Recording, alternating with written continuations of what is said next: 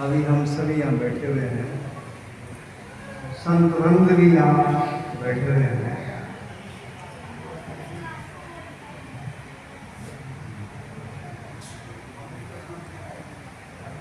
जो परिपक्व हो गए हैं, अपने मूल को, अपने स्वरूप को, या यूँ कहें उस परमात्मा को जिन्होंने समझ लिया है, जान लिया है या प्राप्त कर लिया है, उनको क्या सत्संग करने की आवश्यकता है? क्या अभी जो पूछ रहे हैं उनको क्या आवश्यकता है? क्या नहीं है? क्यों है? नहीं है तो क्यों नहीं है, और है तो क्यों है? यहाँ समझ।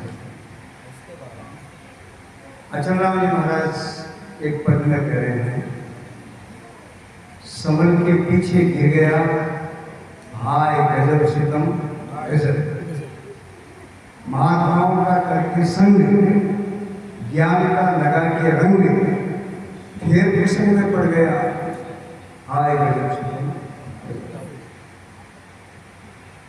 प्रहलाद जी महाराज निरंतर यहाँ तक कहें कि भगवान स्मरण, भगवान चिंतन, भगवान नाम से बिल्कुल पृथक नहीं थे, पृथक नहीं थे।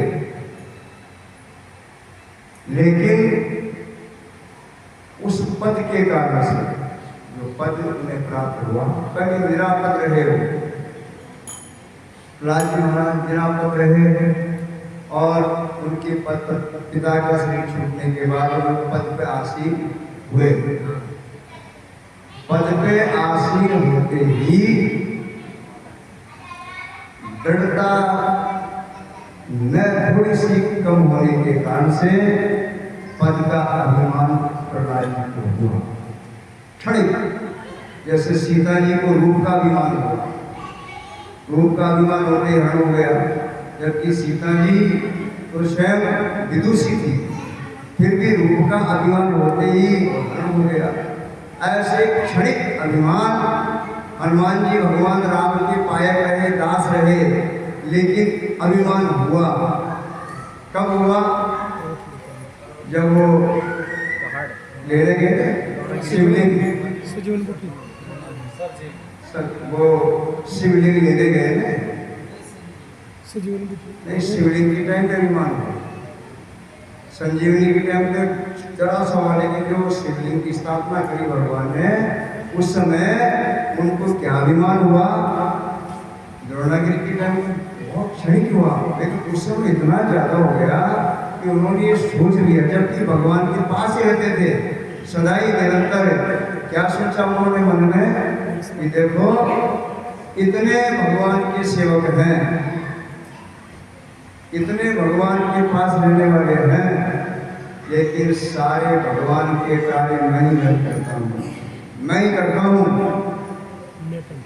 अगर मैं नहीं हूँ तो भगवान का कार्य नहीं हो।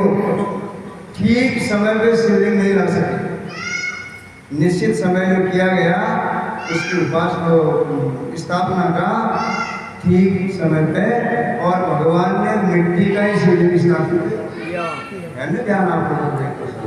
अब मिट्टी का शिवलिंग स्थापित कर दिया, कुछ क्षणों के पश्चात हनुमान जी लेकर के आए और स्थापना हो चुकी थी। तब वो कहते हैं कि ये क्या, आपने मुझे तो ये कार्य बताया और आपने स्थापना कर दी। तो बोले हनुमान जी आप बहुत देरी से आए, समय निकला जा रहा था, हमारी वस्तु थी को हमें स्थापना करनी पड़ी।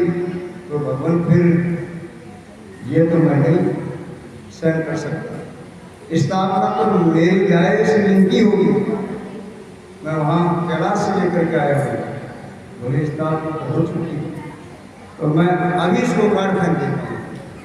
फिर अभिमान किया, अभी इसको उखाड़ फेंक देता हूँ। तो पूंछ का लपेटा लगा करके और उन्होंने प्रयास किया बहुत, लेकिन शिवलिंग नहीं हटा, गिर गए हनुमान जी। भगवान ने उठाया, तब अश्रुधारा बहने लगी और कहने लगी, भगवान मुझे बताइए ये सब कैसे हुआ, ये सब कैसे हुआ। तो भगवान उत्तर देते हैं, कुसंग के कारण से। भगवान ने कहा कुसंग के कारण से राक्षसों का जो मर्दन किया वहाँ लंका में आप गए, सीता जी का पता लगाने, जम्बू माली को आदि सभी को आपने मारा और उनका संग किया, और संग एक क्षण के लिए उनका संग आपका हुआ और उस कुसंग के कारण से आपको अभिमान हुआ। तो यहाँ भी ये अभिमान बढ़ता गया कि भगवान के कार्य में ही करता हूँ। तब हनुमान जी ने स्वीकार किया, हाँ मैंने किया था ऐसा, बिल्कुल नहीं, कुसंग नहीं होना चाहिए। ऐसे ही प्रहलाद जी के जो परिचायक थे, परिचारिक दुष्ट प्रवृत्ति के थे। प्रहलाद जी के पास दो परिचायक ऐसा कहते हैं, उन्होंने बार बार भगवान के विरुद्ध उनको बहकाना प्रारंभ किया। अब उनकी दृढ़ता जो है, निष्ठा मजबूत न होने के कारण से वो बात उनके बैठ गई। इसलिए अचलराम जी महाराज कहते हैं, बचाना प्रभु सदा हमें कुसंग से।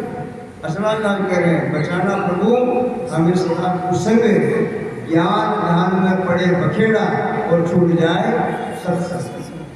अचलराम जी कह रहे हैं कि आप सबको दे देना, लेकिन कुसंग साधु भी बिगड़ जाता है। एक बोलते हैं कुसंग से साधु बिगड़े और सभा में बिगड़े भांड, सभा में भांड बिगड़ जाता है, कुसंग से साधु बिगड़ जाता है। और फिर रामचरितमानस में कह रहे क्या, दुष्ट संग देई विदाता, कासे बलो नरक को वासा। दुष्टों का संग कभी भी नहीं दे, नरक का वास तो दे देवे। इसलिए सज्जन जो है वो अपनी परिपक्वता है उसके ऊपर भी कभी कभी निष्ठा गिर जाती है। इसलिए कहा गया है, यहाँ वेदांत में तो यहाँ तक कह दिया गया है कि भेदवादियों का संग भी कभी नहीं करना चाहिए, क्योंकि परमात्मा अभेद है, हम सबकी अभेद है। तो वो उसमें भेद डालेंगे तो फिर आपकी बुद्धि में भी भेद हो जाएगा, आपकी बुद्धि में भेद हो जाएगा, और बुद्धि बुद्धि में भेद होने पर आप अपनी स्थिति से, आप अपनी निष्ठा से दिख जाओगे। इसलिए संग सदा सज्जनों का करें, साधुओं का करें और सत्य का करें, तो आपकी निष्ठा मजबूत रहेगी। आप अगर परिपक्व अपने को मान भी लेते हैं, परिपक्व हो भी जाते हैं, तो भी अगर देसी घी है तो देसी घी में उसको आप आग पर चढ़ाओगे, कढ़ाई में डालोगे तो कोई प्रकार का छटपटा नहीं होगा उसमें। लेकिन एक पानी का लोटा उसके अंदर डाल दिया तो होगा कि नहीं होगा, होगा कि नहीं होगा। इसलिए घी तो जो का तो ही है, लेकिन वो पानी का संग होने से उसकी में धूप आती हुई, फिर उसको आग में जब तपेगा और पानी जलेगा फिर वो निर्वाण होगा। इसलिए कहा गया है जब तक ये प्राण रहे, गोस्वामी ने साफ स्पष्ट कह दिया, बार बार मुनि जन्म कराई अंतराम कहूँ, और आपकी अंत प्राण जब तक छूटे तब तक आपका संग जो है सत्य का रहे, कुसंग नहीं रहे, असत्य नहीं रहे, राक्षसों का, दुष्टों का संग कभी भी नहीं रहे, नहीं तो आपकी बुद्धि बिगड़ जाएगी। यहाँ इसमें ये आक्षेप नहीं है कि प्रहलाद जी भक्त नहीं थे, भक्त थे, लेकिन कुसंग के कारण से। इसलिए ये सत्संग जो बार बार कराई जा रही है, एक दिन कर ले तो जल फिर बोले, एक ही दिन कर ले जल एक ही दिन पी ले तो फिर सदा के लिए भूख और प्यास शांत हो जाएगी? नहीं, निरंतर शरीर साधन के लिए जैसे है जलपान, वैसे ही मन के लिए है सत्संग प्रमाण। फिर सलाल महाराज कह रहे हैं, कबों के मन ब्रह्म में लगा के ध्यान, कबों के मन योगी निराधार है, कबों के मन त्यागी हुए माने मौज, कबों के मन विषय को विकार है, कहे अचलाम मन तेरा सर्व काम, तेरी तो गति को कोई वार नहीं आ रहा है। ये मन जो है क्षण क्षण के अंदर संकल्प और विकल्प करता है। इस संकल्प को दूर करने के लिए सदा सत्संग करें, सज्जनों का संग करें, दुर्जनों का संग कभी भी नहीं करें। इससे निष्ठा आपके खराबी आ जाएगी। एक महात्मा कहते हैं कि अमृत तत्व जो है व्यवहार के अंदर, हम जो कुंभ का जल है उसी को तो मान रहे हैं, लेकिन यहाँ अपना आत्मबोध जो है वो अमृत तत्व है। उसमें भी आप अगर प्रसन्न करेंगे तो फिर आपका भिड़ जाएगा। इसलिए सभी प्रसन्न करें और अपनी निष्ठा को परिपक्व बनावें।